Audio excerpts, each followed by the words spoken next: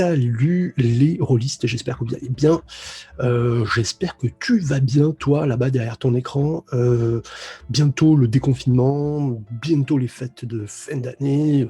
Bientôt on va pouvoir refaire rouler les dés et pas en virtuel. Bon, en attendant, j'avais envie de parler avec toi du Tasha's Cauldron of Everything. Alors, je ne l'ai pas encore reçu, je dispose du PDF, donc j'ai pu commencer à me faire mon idée.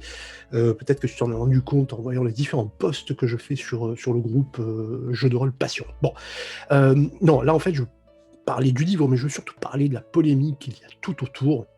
Alors c'est hallucinant, tu as dû te rendre compte, tu as dû voir toi aussi les débats qui s'enflamment partout, une espèce de guerre des mots qui vient d'être déclenchée. Enfin, moi je prends le train en route. Ça fait un petit moment quand même que déjà les rôlistes s'écharpent sur le sujet. Bon, alors moi je me suis dit qu'il serait quand même peut-être utile, utile, salvateur, je sais pas, je vais apporter ma petite pierre à l'édifice. Je me suis longtemps retenu, j'aime pas trop ce genre de truc, mais là, je trouve quand même qu'il y a quand même des délires qui doivent être, qui doivent être un petit peu calmés. Donc, je voulais juste rappeler, voilà. Hop, page 4 du bouquin, It's all optional. Alors, je vais essayer d'utiliser mon meilleur accent british. Everything in this book is optional. La première phrase ne souffre absolument aucune ambiguïté. Tout ce qui est dans ce bouquin est optionnel. Donc, ça signifie que si ça te plaît pas, bah, tu le joues pas. Si ça te convient pas, bah, tu l'utilises pas. Alors, ils sont allés plus loin. Ils te disent un petit peu plus loin, you can use some, all, or none of them. Donc, tu peux utiliser une partie des règles qui sont proposées là-dedans, ou pas du tout, ou rien. Voilà, c'est tout ou rien. C'est toi qui vois, en fait, c'est ton jeu. Je crois que c'est un truc qu'il faut absolument pas oublier, et beaucoup l'oublient. Alors non, ce n'est pas une refonte du système de Donjons et Dragons. Oui, il y a effectivement de la part de Wizards of the Coast un changement d'optique, un changement de paradigme avec ces histoires effectivement de race, d'ajustement de caractéristiques négatives qui ont été supprimées. Tout ça est un effet de mode, bien entendu. C'est de l'opportunisme commercial, on le sait. Mais qu'est-ce que ça va changer pour notre pratique à nous autres donjonneux de base? Ben rien en fait, absolument que dalle. Bon, alors d'accord, il y a un moment donné, il va quand même falloir m'expliquer comment on peut passer comment on peut penser que effectivement il y a un message politique derrière les règles de Donjons et Dragons, du style oui, les orques sont forcément des brutasses sans cervelle, les nains sont forcément petits, les hobbits aussi, voire plus petits encore, et que tout ça pourrait être discriminatoire, discriminant, enfin qu'il y aurait un message politique derrière. Non, stop là, on se calme, on change le jus de son cerveau et on revient à quelque chose d'un petit peu plus sain, d'accord, plus tranquille. C'est un jeu, ça fait partie intégrante du plaisir du jeu de se dire que je joue un nain barbu, mais pétard. Mais aujourd'hui, les jeux de crocs, alors, on en fait quoi? Alors, on les brûle, je crois. On fait un auto-da-fé. Je sais pas moi, Innominé Satanis, Bloodlust, qui reprend les couvertures de Frazetta dans ses suppléments avec voilà, ces nanas dans des positions extrêmement lascives au pied de l'homme. Bon, on fait quoi? On prend tout ça, on brûle? Non, allez, c'est pas sérieux, il faut raison garder, voilà, faut rester tranquille et se rappeler que c'est un jeu et que il faut compartimenter ce genre de choses, la politique, ce genre de débat. Ok, d'accord, c'est bien, très bien, la vie de la cité, tout le tralala, ok, super, Platon, Socrate, etc. Mais par contre, le jeu, c'est un jeu, voilà, c'est un jeu. Je me prends pas le chou avec le taux de change quand je joue au Monopoly avec mes enfants, quoi. Voilà, tout simplement. Bah là, c'est pareil. En fait, c'est exactement pareil. Je sais pas, moi, tous les jeux de société, alors il y a plus rien, enfin, on peut plus rien faire, en fait. Bon, ok, allez, stop là, basta. Chacun va continuer à jouer comme il a envie et inutile de se mettre la rate au courbouillon. Alors, moi je pense que du coup, je sais pas si Wizard en fait s'attendait au tombereau de merde qui allait leur tomber dessus à la suite de la publication de ce bouquin qui n'a absolument rien à voir avec les suppléments précédents. Alors on sent véritable tournant d'accord, mais c'est un tournant qu'on n'est pas obligé de prendre. En réalité, j'ai le sentiment que c'est un carrefour. Alors, ceux qui veulent emprunter ce carrefour peuvent le faire. Ceux qui décident de rester sur la voie de base peuvent le faire aussi.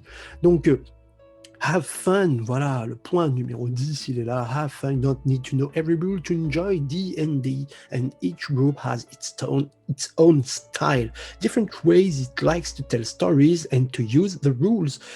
Faites ce que vous voulez, amusez-vous, à partir du moment où vous vous amusez. Dans la mesure où, dans votre contrat social avec vos joueurs, bah, vous êtes tous d'accord pour jouer de la façon qui vous plaît, bah, bingo, bingo. Alors après, oui, ok, d'accord, sur les réseaux sociaux, on peut partir sur des débats sans fin, etc. Ok, d'accord, si on aime ça, c'est bien.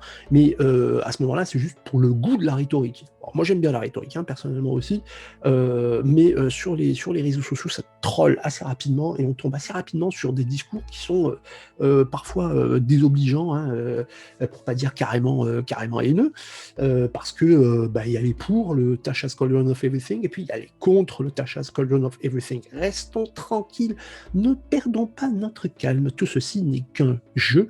Je tenais quand même à le rappeler. On est là pour passer un bon moment, pour passer du bon temps avec ses potes, avec sa famille, et pour se changer les idées. Il ne s'agit pas de ramener à l'intérieur du jeu déjà tout le merdier qui se trouve à l'extérieur, c'est-à-dire dans notre vie de tous les jours, c'est-à-dire la politique, les avis tranchés, les débats d'idées stériles où on commence à s'envoyer du gigot pourri à la tronche. Enfin, non, non, non, non, non. Ok pour les échanges, mais s'il vous plaît, de grâce, n'oublions jamais que c'est un jeu, ça reste un jeu, et ça sera toujours un jeu. Donc celui qui préfère jouer à l'OSR, bingo, celui qui préfère à D&D 2 ou à D&D parce que c'était mieux avant, voire même D&D, boîte rouge, génial, génial. Alors échangeons sur le sujet, mais évitons d'envoyer du poisson pourri comme ça sur les réseaux sociaux parce que les personnes avec qui vous échangez ne sont pas d'accord avec vous. Bon, voilà. Donc à l'intérieur de ce bouquin, et revenons-en un petit peu au bouquin en fait, hein. Alors j'attends de le recevoir en physique, mais en attendant, ce que j'en vois, c'est tout un paquet d'options de création de personnages. Alors effectivement, j'ai le sentiment véritablement que le mot d'ordre de ce bouquin, c'est faites ce que vous voulez. Voilà, faites pas chier, faites ce que vous voulez. Vous avez envie de customiser votre race, vous avez envie de jouer un elfe barbare avec plus 4, enfin plus 2 en constitution. Ok, allez-y, rien ne vous en empêche. Alors, je pense que pour les vieux briscards comme moi, on n'a pas forcément attendu ça, mais je dois reconnaître que du coup, je trouve qu'on s'y perd. C'est-à-dire que le jeu perd un petit peu de son identité. C'est quand même intéressant de savoir en quoi, même si c'est caricatural, en quoi un elfe est un elfe, en quoi un nain est un nain, en quoi un humain est un humain. Alors, je ne vais pas rentrer dans l'explication de ça, parce que d'autres l'ont fait bien avant moi, le font avec beaucoup plus de talent que moi, mais il est vrai que voir de la discrimination dans Donjons et Dragons et dans la façon dont le jeu gère les différentes races, là je pense que véritablement il y a des jets de santé mentale qui ont foiré quelque part.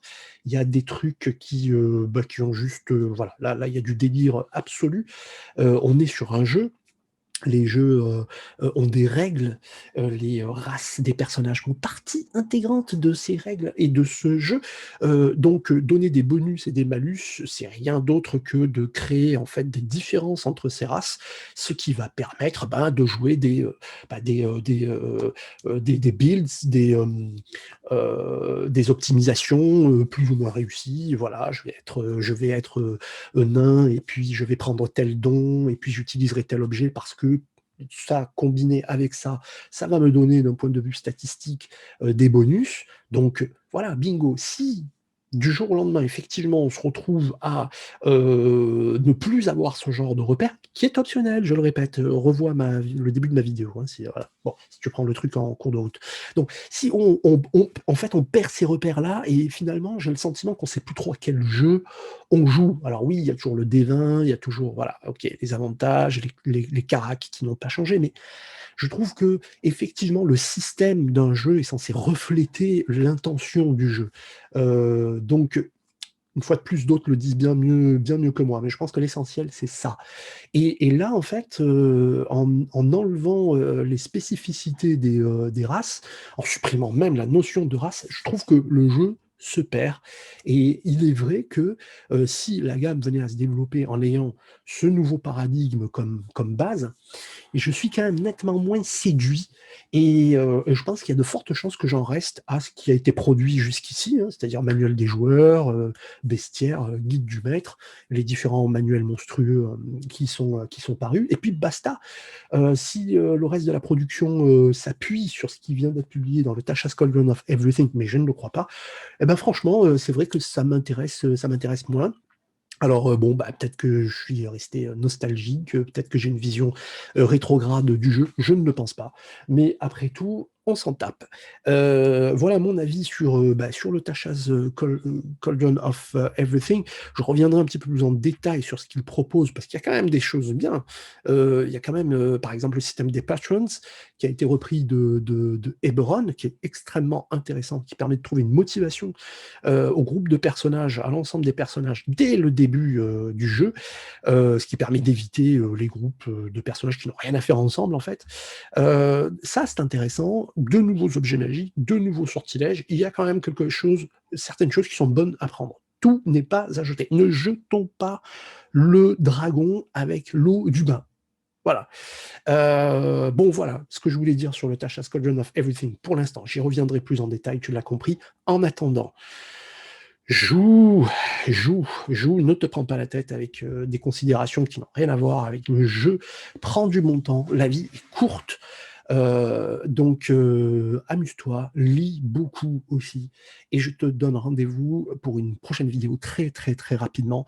J'ai une vidéo en préparation sur comment créer tes rencontres à Donjons et Dragons en utilisant le FP des créatures.